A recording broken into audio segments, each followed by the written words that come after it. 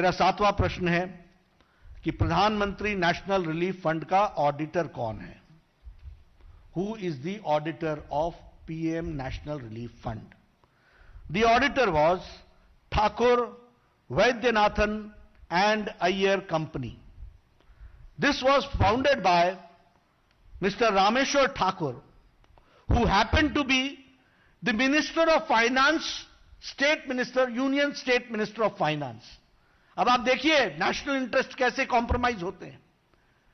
And he was MP of Rajya Sabha for 2 terms, and he was governor of 4 states. 4 states का वो governor था. तो ऐसे Rameshwar Thakur his company was the auditor of PM National Relief Fund for decades together. Country wants to know कि ऐसे लोगों को इस तरीके का कॉन्ट्रैक्ट देकर के क्या सरकार करना चाह रही थी. और आपको यह भी मालूम होना चाहिए कि पीएम नेशनल रिलीफ फंड में एक ट्रस्टी इंडियन नेशनल कांग्रेस का प्रेसिडेंट भी है. इसलिए मैंने कल आरोप लगाया था कि पीएम नेशनल रिलीफ फंड का ट्रस्टी सोनिया गांधी, राजीव गांधी फाउंडेशन का की चेयरपर्सन सोनिया गांधी, खुद पैसा निकालो और खुद अपने ट्रस्ट में डालो. Nation wants to know, the country wants to know. ये मैं आपको बताना चाहता हूं, देश के लोग जानना चाहते हैं. राजीव गांधी फाउंडेशन को आज 2019 में 100 करोड़ का corpus as on evaluated on 2019. मैं जानना चाहता हूं कि राजीव गांधी फाउंडेशन को जवाहर भवन के नाम पर वह जमीन करोड़ों की परपेचुअल लीज पर कैसे दी गई? Why was it given and why was it selected only to be given at such a costly place on a perpetual lease? यह भी देश जानना चाहता है.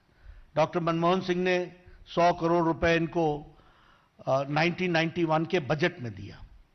उसके बाद कंटिन्यूअस मिनिस्ट्रीज ने, वेरियस मिनिस्ट्रीज ने इनकी फंडिंग की, पीएसयूज ने फंडिंग की. But now the people of India wants to know that why the accounts of Rajiv Gandhi foundation refuse for the CAG auditing. क्यों ऑडिटिंग नहीं हुई? Why it was refused? Why RTI was not applicable in Rajiv Gandhi foundation? ये इनके अधिनायकवाद का, ये इनका अहंकार का सूचक है. ये कुछ भी कर गुजरेंगे, नियम को धत्ता दिखाएंगे, कानून को धत्ता दिखाएंगे, लेकिन उसके बावजूद भी जो मर्जी होगी वो करेंगे. और आज हम ये जानते हैं कि यह न इसकी सीएजी ऑडिटिंग है और न ही ये आरटीआई के अंदर आता है. ये क्या कारण है? Country wants to know. ये मैं आपके सामने बोलना चाहता हूं. और मैं डॉक्टर मनमोहन सिंह से कहूंगा कि what is Sonia Gandhi to hide, number 1, and number 2, Manmohan Singh ji, what have you to say on this monumental loot and the organised plunder of public money?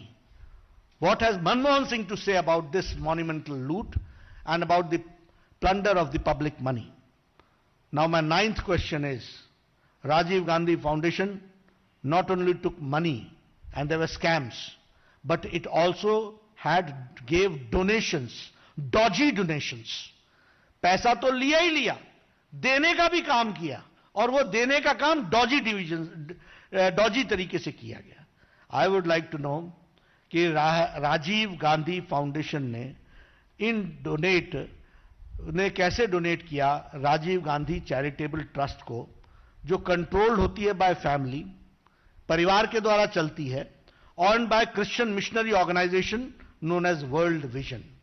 अब आप देखिए, पब्लिक मनी को ट्रस्ट में लाओ, ट्रस्ट से प्राइवेट ट्रस्ट में ट्रांसफर करो, और प्राइवेट ट्रस्ट में ट्रांसफर करके उसको अपने निजी स्वार्थों के लिए इस्तेमाल करो. यह काम पकड़ा. और ऑडिट मत कराओ, आरटीआई ना पूछने दो. यह 21वीं शताब्दी के भारत में चल रहा था, यह इस तरीके की गतिविधि चलती रही. Now my 10th and the last question is, आपने बड़ा हल्ला किया, बहुत हल्ला किया मोहिल चोकसी के बारे में. गले फाड़ फाड़ कर मोहिल चोकसी की बात की आपने, जोर जोर से बात की. और ये जो हमारे शहंशाह हैं, शाही शहंशाह, इन्होंने भद्दे शब्दों का इस्तेमाल करते हुए शब्दों की भी गरिमा नहीं रखी। मैंने उस दिन भी कहा था कि शब्दों के चयन से परिवार के संस्कार का पता चलता है। We come to know about the tradition, about the families tradition, but which type of language they used for honourable prime minister we all know. कैसे शब्द इस्तेमाल किए। लेकिन मैं यहां, मेरा अंतिम प्रश्न 10वां प्रश्न है कि मोहिल चौकसी से आपने राजीव गांधी फाउंडेशन में पैसा क्यों लिया और आपने मोहिल चौकसी को लोन क्यों दिया, और यह सब करने के बाद बदनाम करने के लिए हमारे यशस्वी प्रधानमंत्री पर आरोप लगाते हो। देश जानना चाहता है कि मोहिल चौकसी से राजीव गांधी फाउंडेशन का क्या संबंध है और आपने उसको लोन देने में किस किस प्रकार से मदद की है, यह देश जानना चाहता है। मित्रों, यह हाथी के दांत दिखाने के और हैं और खाने के और हैं।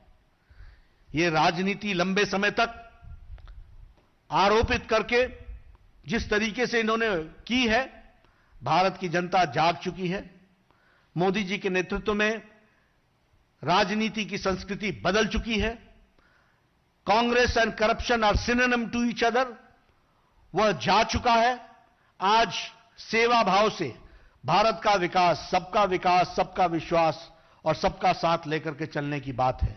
और मैं रीइटरेट करता हूं भारतीय जनता पार्टी के राष्ट्रीय अध्यक्ष के दृष्टि से, हैसियत से, कि हमारी पार्टी यशस्वी प्रधानमंत्री श्री नरेंद्र मोदी जी के सारे कार्यक्रमों से पूरी ताकत से जनता तक पहुंचाएगी और विकास में अपना पूरा योगदान करेगी और भारत की तस्वीर बदलने में कोई कसर नहीं छोड़ेगी। और साथ ही साथ ये दोहरे चेहरे रखने वाले राजनेताओं को भी पर्दाफाश करने में हम कोई कसर नहीं छोड़ेंगे। हम इस बात को आपके सामने कहना चाहते हैं। आपने मेरी बात सुनी है, आपका बहुत बहुत धन्यवाद। देश से जो उठाए मैंने प्रश्न है, मुझे पूरा विश्वास है कि कांग्रेस पार्टी इस पर जवाब देने की हिम्मत करेगी।